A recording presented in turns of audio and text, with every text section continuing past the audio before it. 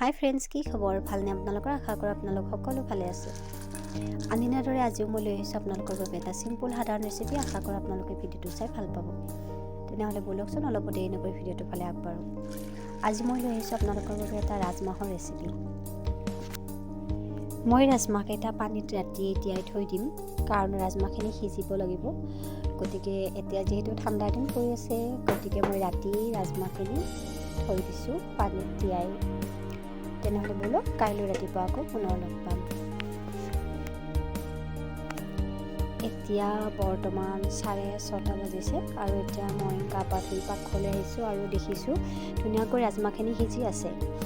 আৰু এতিয়া মই ৰাজমাহৰ সৈতে বনাম বিলাহী লৈছোঁ মই 4টা আৰু কণ আলুগুটি লৈছোঁ এমুঠি। আপোনাৰ কথা, আপুনি পৰিমাণ অনুযায়ী বেছিও কৰিব পাৰে, কমো কৰিব পাৰে। আৰু পিঁয়াজ লৈছোঁ মাত্ৰ 2টা। বিলাহীখিনি মই ধুনীয়াকৈ পেষ্ট বনাই ল'ম। আদা দিছোঁ এখুতৰ, এয়া দেখিছে নহয়, অলপমান আদা দিছোঁ মাত্ৰ, আৰু নিমখ দিম মাত্ৰ 1 কোব, আৰু জলকীয়া দিছোঁ 2টা। এইটো আপোনালোকৰ কথা, আপোনালোকে পৰিমাণ অনুযায়ী বস্তুবিলাক বেছিও কৰিব পাৰে, কমো কৰিব পাৰে। ইফালে কুকাৰটোত মই ৰাজমাহ আৰু কণ আলুগুটিখিনি দি দিছোঁ, দি পৰিমাণ অনুযায়ী পানী দিছোঁ। পানী মই একদম কমকৈ দিছোঁ আৰু গেছত উঠাই দিম। ইফালে কাটি লৈছোঁ বিলাহীখিনি আৰু বাতিটো দি দিছোঁ। এইখিনি ধুনীয়াকৈ মই পেষ্ট বনাই ল'ম। গেছত কুকাৰটো উঠাই দিছোঁ আৰু ইফালে ধুনীয়াকৈ পেষ্ট বনাই লৈছোঁ। ভিডিঅ'টো অলপমান জল্দি হৈছে, কাৰণ ৰাতিপুৱা যিহেতু স্কুল টাইম থাকে, গতিকে অলপমান জল্দি হৈ যায় আৰু গেছত কেৰাহীখন উঠাই দিছোঁ। পৰিমাণ অনুযায়ী মই ইয়াত দিম তেল, আৰু ইফালে বনাইছিলোঁ পিঁয়াজ, জলকীয়া, আদা, নহৰু তেনেকৈ পেষ্ট বনাই লৈছোঁ। গৰম তেলত এতিয়া মই ফোৰণখিনি দি দিছোঁ। ফোৰণখিনি ধুনীয়াকৈ ক'লা পৰি যাব দিম, একদম তাৰমানে ভালদৰে ফ্ৰাই হ'ব। আৰু তেতিয়া মই ইয়াতে দি দিম পিঁয়াজ, নহৰু বটা, আদা বটা, এইখিনি পেষ্টখিনি দি দিম। দি কিছু সময়ৰ কাৰণে ধুনীয়াকৈ ফ্ৰাই কৰিম। আৰু সেই ফ্ৰাই কৰা তেলখিনিতে আকৌ মই দি দিম হালধি গুড়িটো দি ধুনীয়াকৈ প্ৰায় সময়ৰ কথা নাই, যেতিয়ালৈ ভালদৰে ভাজি নালাগে তেতিয়ালৈ আপুনি ভালদৰে ভাজি ল'ব। আৰু তাৰপিছত ধুনীয়াকৈ এইখিনি অলপ টাইম ভাজি ল'ম। লৈ আকৌ ইয়াতে এইখিনি ভাজি থকা সময়তেই মই ধুনীয়াকৈ ইয়াতে দি দিম বিলাহীৰ পেষ্টখিনি দি আকৌ কিছু সময়ৰ কাৰণে ধুনীয়াকৈ ভাজিম। মছলাখিনি ভালকৈ ভাজি ল'ব, কিন্তু আপুনি মন কৰিব দেই, মছলাটো ধুনীয়াকৈ ভাজিলেহে সোৱাদটো ধুনীয়াকৈ আহিব। আৰু বিলাহীখিনি দি একদম জলদিকৈ পানী দি নিদিব, মানে পানী কম পৰিমাণে দিব, বেছি দিব দৰকাৰ নাই, পানী কমকৈ দিব, কিন্তু মানে হঠাতে পানীটো দি নিদিব। আৰু মানে ধুনীয়াকৈ পেষ্টটো যাতে এটা ধুনীয়াকৈ মিশ্ৰণ এটা হয় আৰু তেতিয়ালৈ। ইফালে কুকাৰত সিজাই লৈছোঁ, দেখিছে নহয়, ধুনীয়াকৈ সিজাই লৈছোঁ ৰাজমাহখিনি। যেতিয়া ধুনীয়াকৈ উতলি থাকিব, মানে বিলাহী আৰু মছলাৰ পেষ্টটো যেতিয়া উতলি থাকিব, ঠিক সেইখিনি সময়তে মই ৰাজমাহখিনি আৰু কণ আলুগুটি সিজোৱাখিনি দি দিম।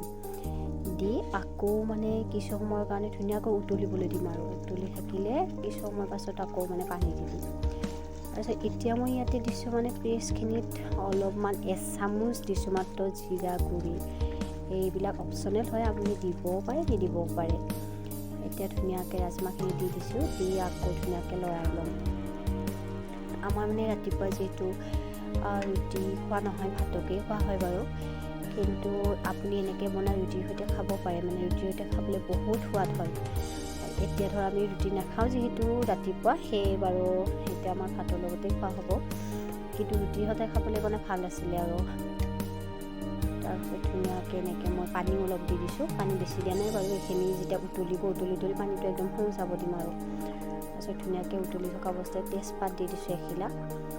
তাৰপিছত তেজপাতটো একদম ডাঙৰকৈ দিয়া নাই, আৰু মানে মাজতে টিপা মাৰি ভাঙি কিনি সৰু কৰি দিছোঁ। তাৰপিছত একদম নুমোৱাৰ প্ৰায় 1 মিনিট 2 মিনিটমান আগতে দিছোঁ মই মান ধনিয়া। আমাৰ ঘৰতে থকা মান ধনিয়াখিনি কাটি লৈছোঁ, লৈ দি দিছোঁ আৰু 3 পত্তা 4 পত্তামান দি ধুনীয়াকৈ লৰাই দিছোঁ। তাৰপিছত পৰিমাণ অনুযায়ী ইয়াত নিমখ চিমখ দি ধুনীয়াকৈ হৈ গৈছে। আৰু এতিয়া মই প্ৰায় হৈয়ে গৈছে, নুমাই দিম। আৰু এতিয়া এয়া চাওকচোন, বৰ ধুনীয়া হৈছে। খাবলৈ যে ইমান ধুনীয়া হৈছিলে কি ক'ম আৰু, কিন্তু মই মানে কৈছোঁ ৰুটিৰ সৈতে খাবলৈ বহুত ধুনীয়া হৈছিলে। আপুনি এবাৰ বনাই ৰুটিৰ সৈতে খাই চাবচোন, খুব ধুনীয়া লাগে মানে। এতিয়া বহুতেই ধুনীয়া হৈছিলে বাৰু। যদিহে ভিডিঅ'টো চাই ভাল পালে লাইক কমেণ্ট আৰু শ্বেয়াৰ কৰিবলৈ নাপাহৰিব। লগে লগে চেনেলটো ছাবস্ক্ৰাইব কৰি দিব, কাৰণ আপোনালোকৰ এটা লাইক কমেণ্ট ছাবস্ক্ৰাইবে মোক পুনৰবাৰ ভিডিঅ' বনাবলৈ বহুত অনুপ্ৰাণিত কৰে। কথাবিলাক অলপ বেছিকৈ কৈছোঁ যদি ক্ষমা কৰি দিব দেই। আৰু যদি কিবা ভুল হৈছে দেখুৱাই দিব, বা এইটো ভুল হৈছে বাইদেউ এনেকুৱা কৰিব নালাগিছিলে দেখুৱাই দিব, কোনো কথা নাই।